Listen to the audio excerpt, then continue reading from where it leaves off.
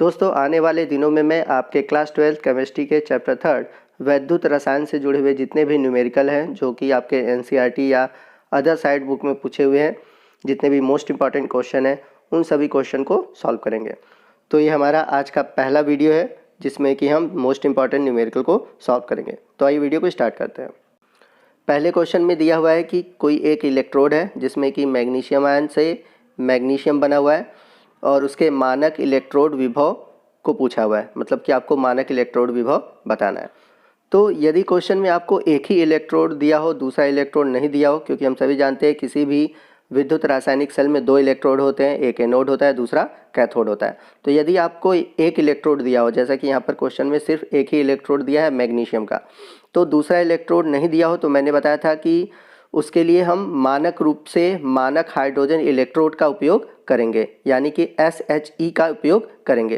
क्योंकि अगर हमें किसी एक इलेक्ट्रोड का मानक इलेक्ट्रोड विभव निकालना होता है तो हम मानक हाइड्रोजन इलेक्ट्रोड के सापेक्ष उसका इलेक्ट्रोड विभव ज्ञात करते हैं। तो कैसे ज्ञात करेंगे आइए देखते हैं।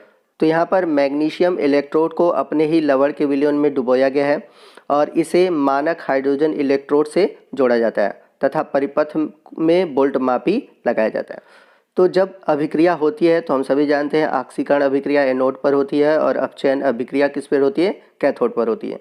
तो जब भी हम किसी भी वैद्युत रासायनिक सेल का रिएक्शन लिखते हैं, यानी कि वैद्युत रासायनिक रिएक्शन लिखते हैं, तो उसके लिए हम इन कुछ सिंबल का प्रयोग करते हैं, जैसा कि आप बॉक्स में देख सकते हैं। तो हमेशा लेफ्ट साइड पर आपके एनोड यानी कि ऑक्सीकरण अभिक्रिया होता है और राइट साइड पर अपचयन यानी कि कैथोड अभिक्रिया होती है।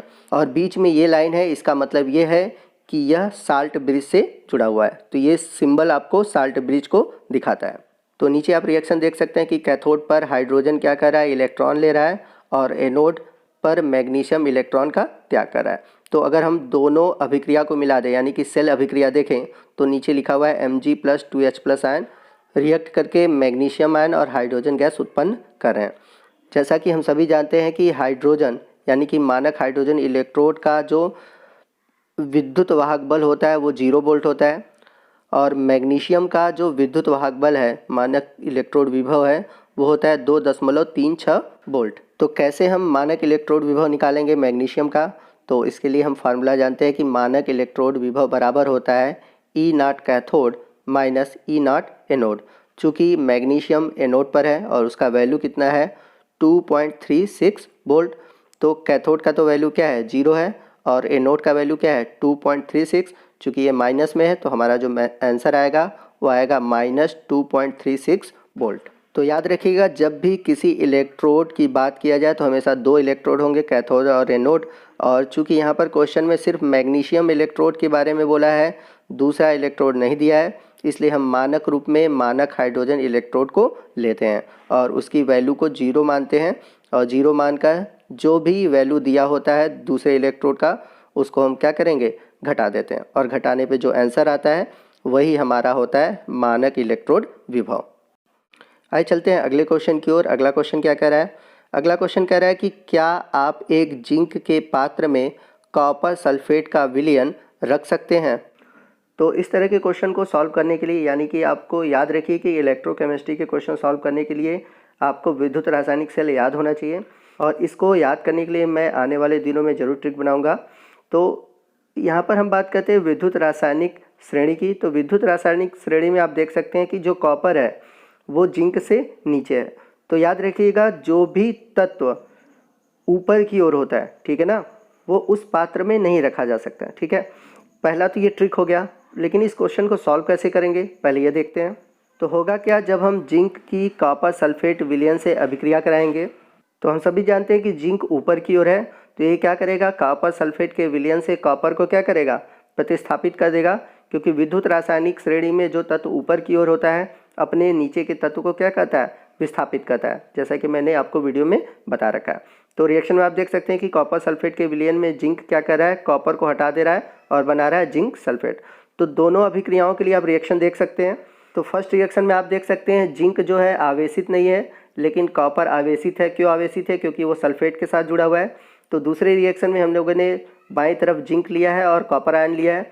अब जिंक क्या कर रहा है, इलेक्ट्रॉन का त्याग कर रहा है। क्यों इलेक्ट्रॉन का त्याग कर रहा है? क्योंकि हम सभी जानते हैं विद्युत रासायनिक श्रेणी में जो ऊपर की ओर होते हैं वो इलेक्ट्रॉन का त्याग करने की प्रबल क्षमता रखते हैं, जबकि नीचे के तत्व इलेक्ट्रॉन ग्रहण करने की क्षमता रखते हैं। तो जिंक ऊपर की ओर है इसलिए वो इलेक्ट्रॉन का त्याग करके जिंक आयन बना रहा है, और कॉपर नीचे की ओर है इसलिए वो कॉपर आयन इलेक्ट्रॉन ग्रहण करके कॉपर बना रहा है।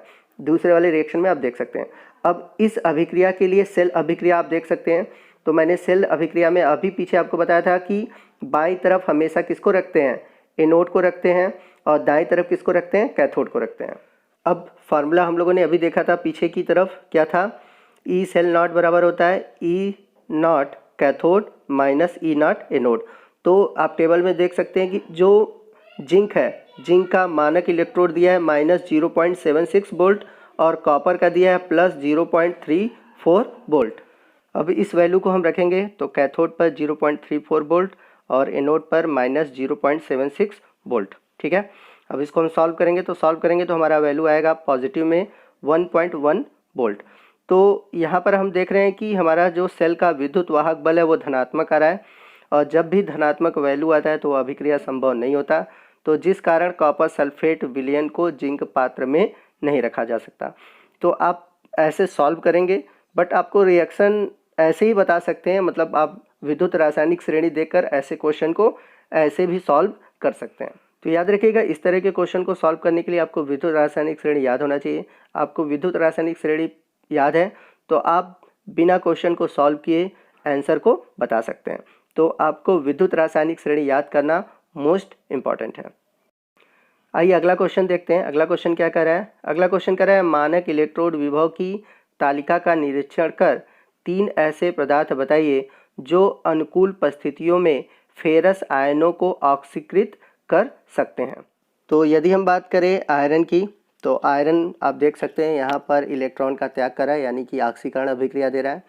तो यहाँ पर आपको बताना है कि आपको विद्युत रासायनिक श्रेणी तालिका का यूज़ करना है, या फिर हम कह सकते हैं मानक इलेक्ट्रोड विभव तालिका का उपयोग करना है, और आपको बताना है कोई ऐसे 3 पदार्थ जो कि अनुकूल परिस्थितियों में फेरस आयनों को ऑक्सीकृत कर सकें। तो सिंपल सा चीज़ है कि फेरस आयन को ऑक्सीकृत करने के लिए हमें ऐसे एलिमेंट लेने हैं जो कि विद्युत रासायनिक श्रेणी में इससे नीचे हों। ठीक है, तो आप देख सकते हैं कि विद्युत रासायनिक श्रेणी में जो सबसे नीचे की ओर है, मतलब कि जिनका मानक अपचयन विभव बहुत अधिक धनात्मक है, ठीक है, वो आते हैं आपके हैलोजन परिवार से, फ्लोरीन, क्लोरीन, ब्रोमीन। ठीक है ना, या आप इसके अलावा और भी ले सकते हो। तो इन पदार्थों को अगर हम लें जिनका कि मानक अपचयन विभव आयरन के 0.77 वोल्ट की तुलना में अधिक है, तो ये क्या करेंगे? ये पदार्थ फेरस आयन को आसानी से ऑक्सीकृत कर देंगे। आइए चलते हैं अगले क्वेश्चन की ओर। अगला क्वेश्चन क्या कह रहा है? निम्नलिखित सेल के विद्युत वाहक बल यानी कि EMF की गणना कीजिए। तो ये क्वेश्चन आपके यूपी बोर्ड 2017 में पूछा हुआ है। आप रिएक्शन देख सकते हैं, आपको एक सेल अभिक्रिया दिया हुआ है। जब भी ऐसा अभिक्रिया दे तो इसका मतलब क्या है? वह सेल अभिक्रिया है। और नीचे की ओर आपको कॉपर का और सिल्वर का मानक अपचयन विभव दिया हुआ है। अब जैसा कि मैंने पीछे आपको बताया था कि जब भी सेल अभिक्रिया होगी उसमें बाएं तरफ आपकी एनोड होती है और दाएं तरफ क्या होता है? कैथोड होता है।